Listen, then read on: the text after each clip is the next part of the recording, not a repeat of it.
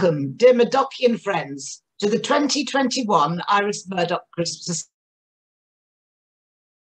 Society Christmas Lecture. Grateful to Miles Leeson for the honour of being invited to speak this year, but also nervous, as Anne Rowe, who gave the inaugural lecture last year, is a hard act to follow. However, there is always more treasure to be found in Murdoch's writings on any subject, and Christmas is no exception. My offering for you this evening will begin at a nice easy level, looking at some pretty images, before turning to the rather trickier topic of Murdoch's neo-theology by way of her star friend, John Cupid, and her poem, Christmas Carol, which I hope many of you have had the chance to read in advance, and then to the role of Christmas in 3 of her novels, The Book and the Brotherhood, Nuns and Soldiers, and A Word Child. The card featured on this introductory slide was sent by Iris to her painter friend Harry Weinberger and his wife Barbara, and shows a winter landscape by the workshop of Simon Beaning from the 16th century Book of Hours in the British Library. And just before moving on, I'd like to dedicate this lecture to my late mother Patricia, who, along with my late father Paul, was a great supporter of the Iris Murdoch Society, as well as of my own work. It would have been Patricia's 87th birthday today. Last year, Anne beautifully emphasised the sheer delight that Iris took in the Christmas season and all its doings. I want to illustrate this delight with a selection of items from the archive, for which I gratefully acknowledge the help afforded by our wonderful archivist Dana Miller, who scanned them all for me. Iris habitually sent Christmas cards to all her friends, and a good number have been preserved. They are a wide variety of card designs, hastily scribbled, and not sent to impress, but to share affection. Some indeed are frankly dull, Christmas puddings, etc., which I have not selected to show you. But most are a mixture of her 2 great loves, of art and of nature. These paintings, which look like the Magi, were chosen by Iris for her mentor and object of desire, the French writer Raymond Queneau, perhaps because he was one of her personal wise men. The left painting is the Star of Bethlehem by Edward Burne-Jones. The right, however, is a panel from the Wilton Diptych by an unknown artist, showing King Richard II kneeling with Edward the Martyr, Edward the Confessor, and John the Baptist, not the Magi at all. Sometimes Iris comments on the card she's chosen, as in this one, to another object of her desire, the writer Bridget Brophy. It's a rather kitsch little scene from the V&A with the vapid text, "This Christmas with the snow and holly, so everyone is bright and jolly," which Iris picks up on inside the card, writing, "Not together bright and jolly. One has broken, and there will probably, I fear, be no London junketing." Many cards show her love of nature, such as these of birds and plants, including an iris, and I'll give you just a chance to look at these beautiful cards. I love to think of her sitting at her kitchen table like the rest of us, scribbling away at cards and wrapping up presents, probably not particularly well. It just seems such a wonderful thing for the great philosopher to be doing, and the great task of Christmas, as she called it. And these ones of snowy hares and red squirrels. I remember A.S. Byatt saying the first time she met Iris Murdoch was in a cafe in London, and Iris had a shopping bag full of parcels all wrapped, and she just picked one out and gave it to her. I think it was a paperweight, but you can see Iris shedding her Christmas presents around. And this one as well, of hedgehogs drinking, and some dubiously Christmassy penguins, delightfully surrounded, however, with a border of holly. The point these lovely pictures make for me is Iris's love of the seasons and the rhythm of the year, about which I've written elsewhere, so I will quote myself. Murdoch's own deep attention to the non-human world is manifest throughout her journals.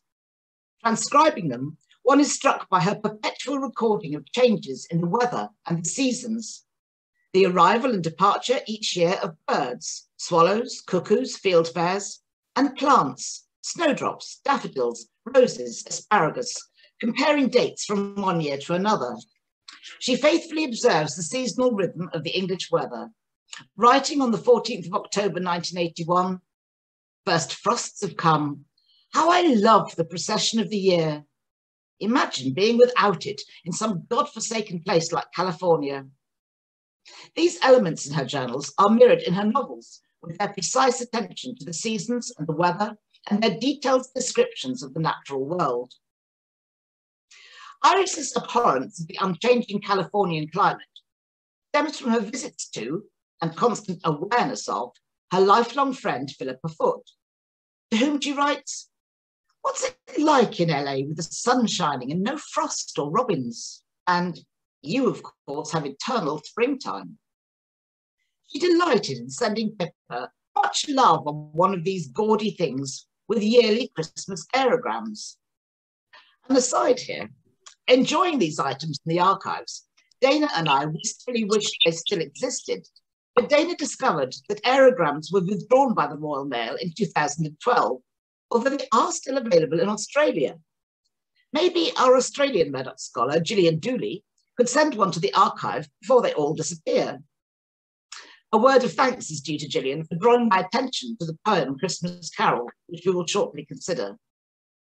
Some of the aerograms, like these three, are secular Christmas scenes of Christmas tree gifts and decorations, Santa Claus with his reindeer, watched by sledging children with a teddy bear. Others, like these, depict nativity scenes with angels and the words of the beloved Christmas carol, "Hark, herald angels sing." I love sharing with you these precious archival treasures which engage us with Iris's life and friendships. But I enjoy the irony of Iris using this aerogram of Ely Cathedral in the snow, one of the most exquisite aerograms in the archive, in which to write to Pippa, "I'd be very shocked to be suspected of approving of God, partly in his non-existence, and indeed regard him as an obstacle to the spiritual life. I suppose an interest in religion is regarded as suspect." Brings us to the nub of the theologically thorny issue in this talk. What sense does it make for an avowed atheist to say that the story of Christ's birth, complete with shepherds, kings, angels, the ox and ass, may be a good thing to have in one's life, as Iris writes in Metaphysics, The Guide to Morals? I think Anne was quite correct in stressing the iconic status of the Christmas story for Iris, as her statement comes in the context of her discussion of moral illuminations or pictures, as moral refuges and perpetual starting points, and which can come from many sources. But to explore this a little further, I want now to draw in Don Cupid, the heretical Anglican priest and theologian, who spoke at the 2010 Iris Murdoch Conference at Kingston University, and who wrote an essay on what he called their star friendship. Writing for The Independent in 1996, Cupid coined the phrase, "the Disneyfication of Christianity," pointing out that our carol services began only after the First World War, and the obligatory school nativity play only after the Second. Furthermore, from Prince Albert and Dickens came Christmas as a folk commemoration of the fast vanishing pre-industrial world, coaches and Christmas trees, mistletoe and robins, the holly and the ivy, roast fowl and plum pudding, Yule logs and post horns, and all the world under a blanket of snow. Very much the paraphernalia of Christmas cards, and the vision relished by Iris in her letters and journals, as Anne recounted last year. I want now to look at the poem Christmas Carol, a close reading of which reveals a tension between this Disneyfied version of the story and a much tougher vision of the implications of the nativity scene. Iris endlessly reworked drafts of her poems, never seeming finally content with what she had produced. But she was sufficiently satisfied with Christmas Carol to allow it to be printed in the collection of her poems, which Jose Maroya and Paul Huller edited in 1997. It is a beautiful volume with a cover designed by Iris's friend, Christopher Haywood. Paul recently made a fascinating podcast with Miles, recounting the genesis of the book and discussing Iris as a poet. I warmly recommend listening to it. I wanted to show you the handwritten draft of Christmas Carol, but that notebook is currently in the exhibition at Chichester University. So this is a different poem in Iris's handwriting, as sent to Yozo and Paul. My thanks are to Rachel Hirschler, who is transcribing the poetry notebooks, supplying this image. The illustrated capital which accompanies the poem, broken into stanzas by me for the sake of fitting it onto slides, the original is continuous, is a Christmas card from the Bodleian Library, which Iris sent to Peter Conradi and the Weinbergs, amongst others, remarking to them both on the special Bodleian stamp on the envelope. It shows the adoration of the Magi by an artist from a 14th century manuscript, The Acts of Mary and Joseph. And I've kept to this single image so as not to distract from the words of the poem. In these opening lines, which present us with the appearance of the angels to the shepherds and villagers, the tone is demotic, recalling T.S. Eliot, also echoed by Murdoch in the choruses of her radio play, The One Alone. The rich garb of the palace angels blinds the honoured shepherds' overburdened minds, so much so that they cannot see the portent, simply cannot believe their eyes and do not. While in the village, other angels now embrace drunk, unrepentant sinners who are startled to be hailed in Latin by tall-winged strangers dressed in satin. It asks to be read with tongue-in-cheek humour. The lexicon of this following section, painting a very Christmas card scene, continues the lightness of tone, with the words dance, excited, teasing, jocund and happy. Unauthorised cherubs dance upon the thatch, while down below excited sheepdogs watch these teasing sprites, whose jocund applause they print snow around with happy paws. Pure songs of seraphim, not heard on earth before, resound to celebrate the cryptic birth, where travails of entire creation bring to us this helpless, dangerous little thing. But the choice of the words unauthorised, cryptic, dangerous, destabilises this Britified vision and adds a note of unease. The Magi now join the customary dramatis personae of the nativity play, which seems to be taking place, with a twist to the tale in the juxtaposition of gifts, glow, and dirty straw, alongside their confusion and the relaxed contemporary tone of the closing rhyming couplet. There is a sense that Murdoch is making playful use of the traditional story as she retells it here. Under arrangements made light years ago, a long-tailed star divides the sky in two. By day and night, its burning river flows around the solitude of all that is. Royal gifts glow under the dirty straw. Three confused kings do not know what they saw. Relaxed at their help, the economy, the Jewish problem, and the Roman economy.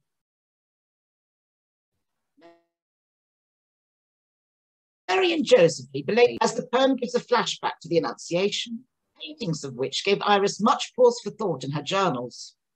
And as Joseph's baffled and somewhat bewilderment and his artisan life are accentuated, the tone remains detached and demotic, with an irony in the balance of vernacular phrases with Latin tags. Great clapping wings of spirit wrecked the house upon the day when Mary met her spouse. Between her trembling fingers, nothing could be seen except an angel's white feet walking in the grass green. Why me, thinks Joseph, all I wanted was a quiet life. My wife? And of the changeling brat, I'm in loco parentis, but will he let him make him an apprentice? But then, when the Christ child becomes the central focus of attention, there is a sudden shift of tone and darkening of vision. The happy Christmas card scene with which the poem began throws into stark relief the ongoing cruelty of man to man throughout centuries since the birth of Christ. We are shockingly confronted with vignettes of torture, evil, despair, and void. This, not the cosy nativity story, is the harsh truth of how the world is. The infant thinks the passing thoughts of men. With Father's help, I'll get their sins in hand, but really it's their suffering I can't stand. So the child knows that throughout endless time, shut be buried in lime, drugged in mental homes, lie in deep oubliettes where no one comes. Murdoch concludes her poem with an unexpected quatrain, which leaves us with what seems like a disquieting detail of the nativity scene she began by sketching, animals in the corner of the stable. These are often seen in both classical paintings and on homely Christmas cards. But unlike the sentimental versions we have become accustomed to, these animals are frightened and hurting, tied up and roughly treated by human beings, another cameo of casual cruelty. Brought there by shepherd boys, a little lamb in fear and pain, with tightly tethered feet on the stone, beside a bright-eyed, trussed-up little hen. May start by appearing to promise a jolly look at the old story, but it closes by disturbing and challenging us to look behind the scenes and think again. I come myself to no tidy conclusion, but a profound sense of being jolted out of complacency with the Christian narrative. So why then does Iris continue to commend and value this long-established myth? I think some of the answer lies in her being very much part of the culture and zeitgeist of her post-war time, and in her speaking for many others, as she put her own uneasiness and longing into words. John Cupid's work also traces the troubled intellectual and spiritual journeyings of the second half of the 20th century. Iris read his work and cited it with approval, as did he hers. Cupid's essay on Murdoch seems to conclude by of one to have a cake and eat it in terms of religion. That is, she wants to be a post-Christian atheist intellectual, but also to cling on to the stories and liturgies that continue to speak to her, notwithstanding. He writes, empty though it is, and we are, the human world is all there is for us and all we'll ever know.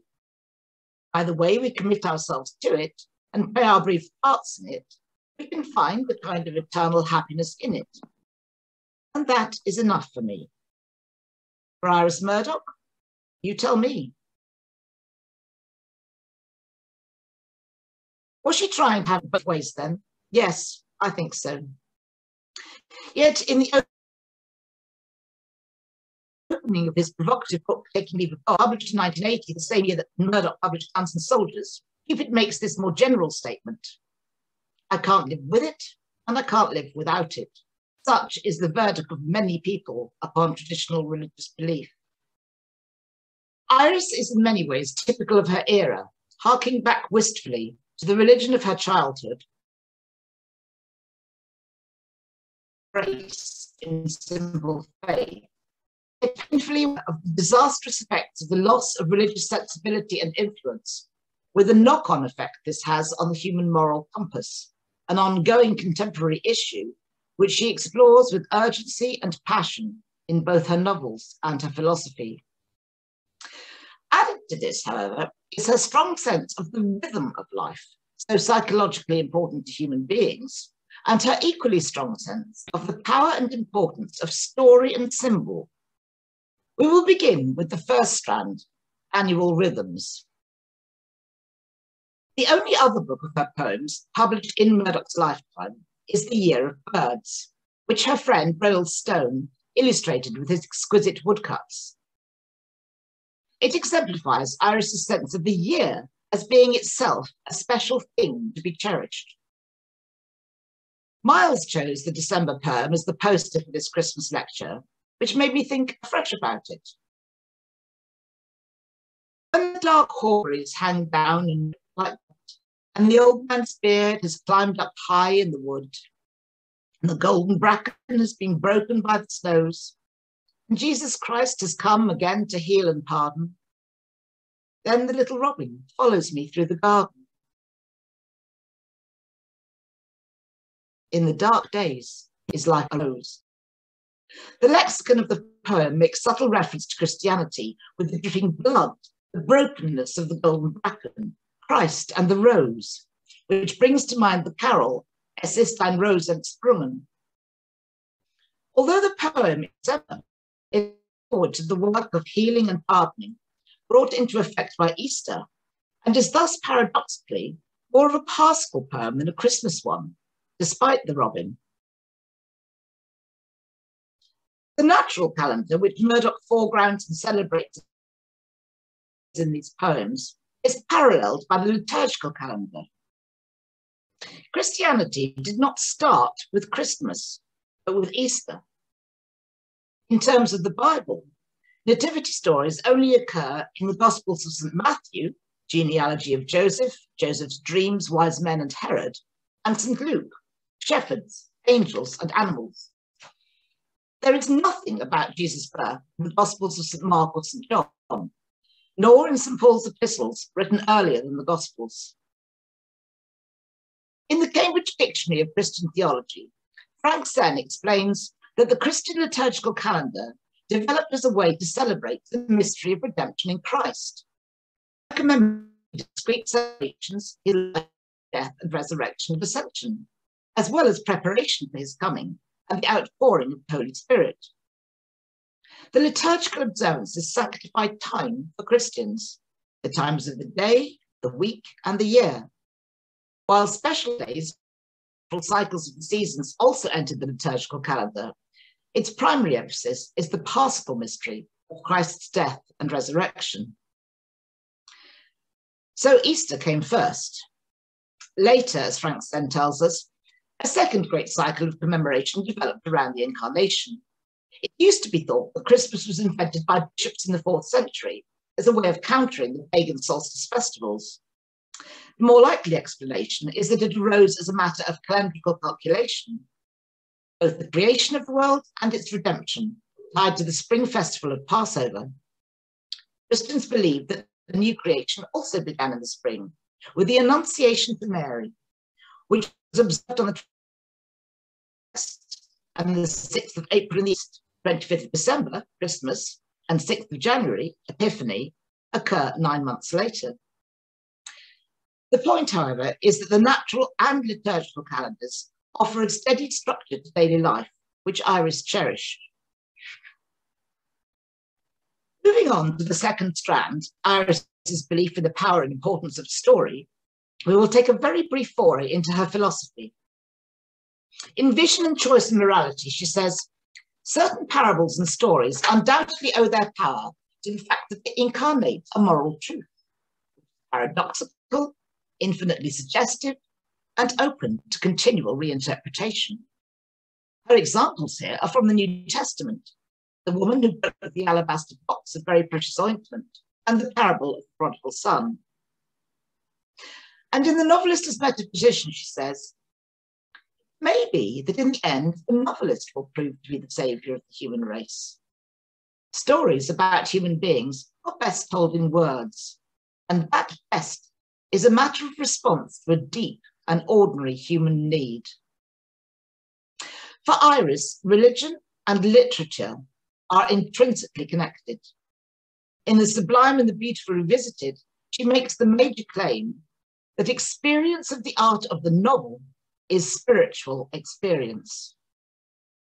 And so to the novels, as I promised earlier, and to the role played by Christmas in them. The Book on the Brotherhood is structured in 3 parts: midsummer, midwinter, and spring. Winter and Christmas thus lie at the heart of the book. The approach of the festive season is kept to the fore when Jenkin Riderhood says, and then it'll be time for the reading party, and then we'll be inside Christmas. And when people's like or dislike of Christmas and their different ways of celebrating the holiday are discussed. During the reading party at Boyers, Jenkin and his friend Gerard Hermshaw go for a wintry walk and end up in the Pike. Understand Jenkin's passion for pubs, shared by Iris herself. Jenkin claims there are universal places, like churches, hallowed meeting places of all mankind, and each one is different, adding, besides, they'll have the Christmas decorations up. When they go in, he is proved right. Gerard turned and looked at Gerard and smiled. Then he pointed upwards. Gerard looked up. The Christmas decorations were in place, the glittering red and silver chains crisscrossing the ceiling, the sparkling tinsel stars, the little pendant figures of angels. Jenkins later says to Tamar Earnshaw, "I always love this time before Christmas, don't you? When people start setting up Christmas trees and hanging holly wreaths on their doors." The novel concerns the writing of an important book by David Crimond, who is financially supported by the Brotherhood, and significant discussions of its contentious work occur. In the first of these conversations, Christmas tops and tails Crimond and Gerard's talk about book. Gerard had been annoyed to find that Giddy and Patricia, the sister and brother-in-law who share his house, had begun to put up Christmas decorations and had started with the dining room. The 2 lamps which he had put on filled the room with reflected points of light on elaborate glittering red chains and on the shiny scarlet and green holly branches which had been liberally stuffed in behind the Japanese paintings. At the end of this tense and intense meeting, Crimond leaves. There was an awkwardness, as if they were about to shake hands. Gerard opened the door, upon which, during their discussion, had hung a holly wreath.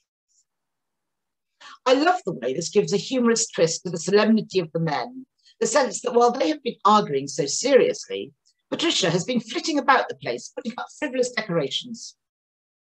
It is in details like this that Murdoch undercuts her own gravitas and grounds her characters in the everyday. Small sentences which stub the text, like "some children were singing Christmas carols in a doorway," keep the season in mind.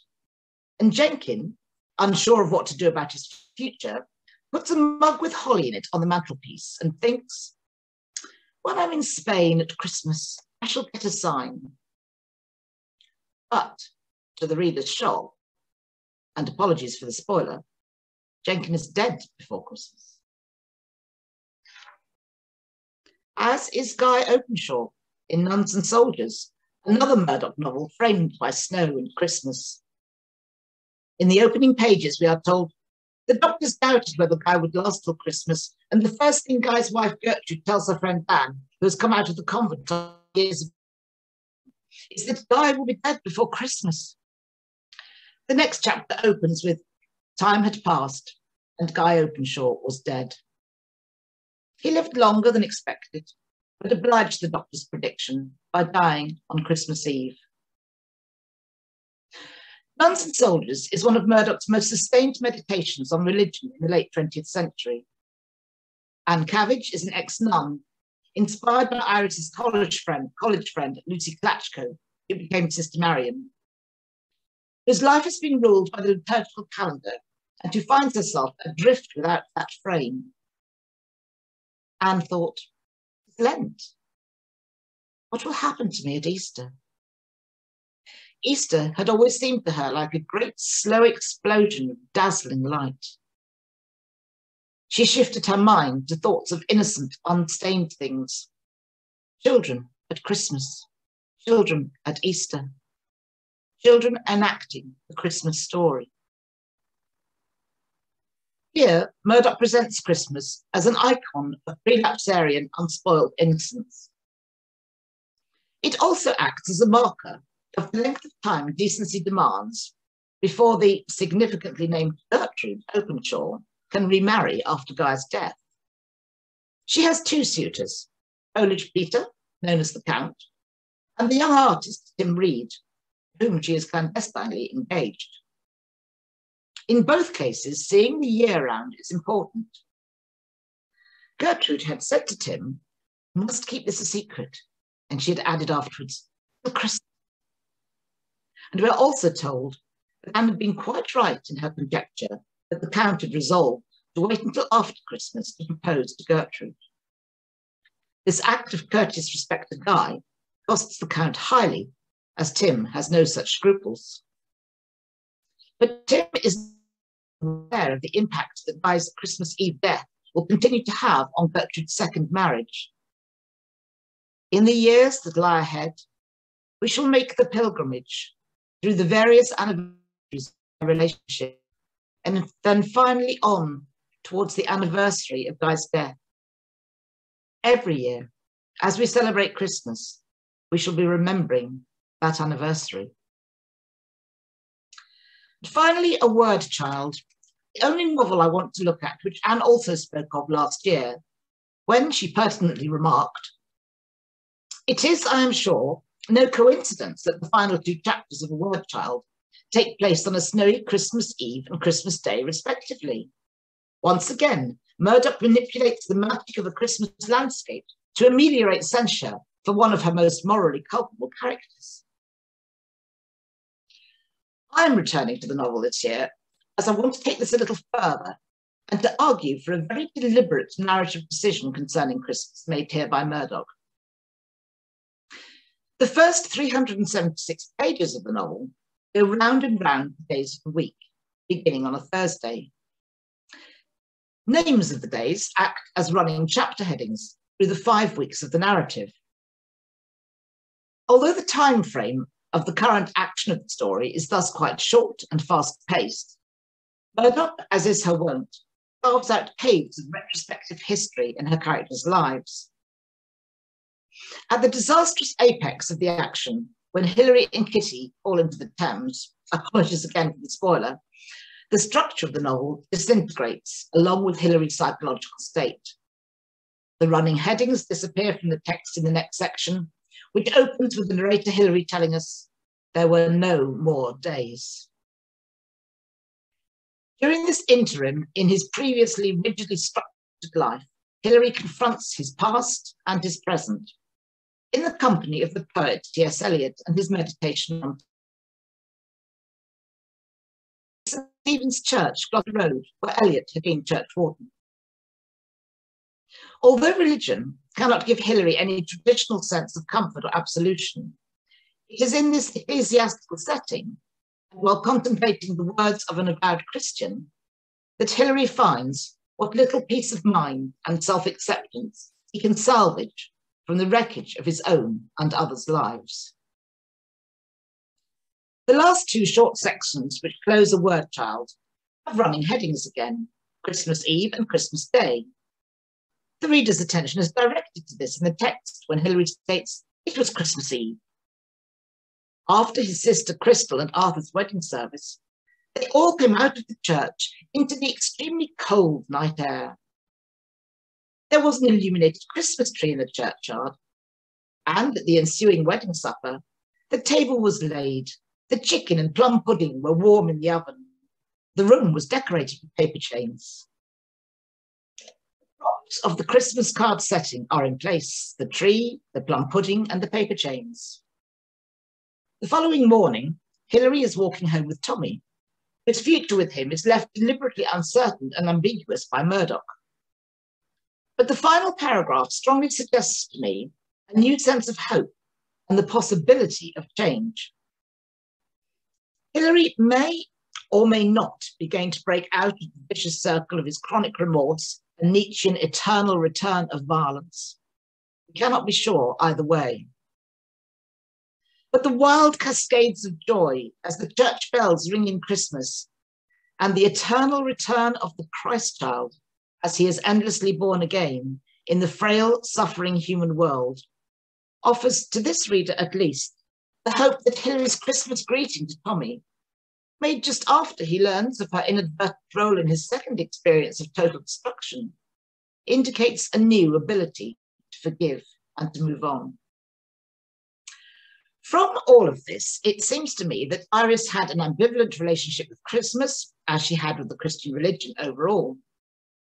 She appears both to love and hate it, distrust the false consolation she sees it as offering, to reject the metaphysics of Christian theology as intellectually untenable, yet to yearn for the beauty, innocence, and comfort, the narrative of Christ's life and teachings.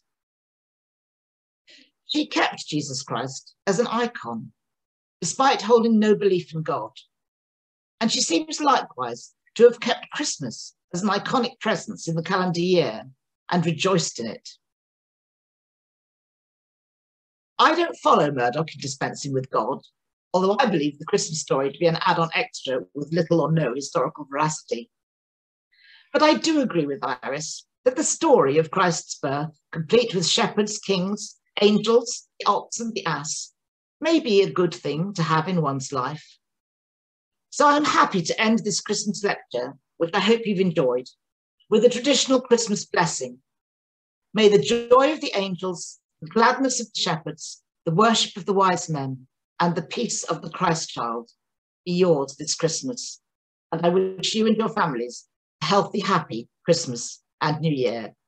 Thank you.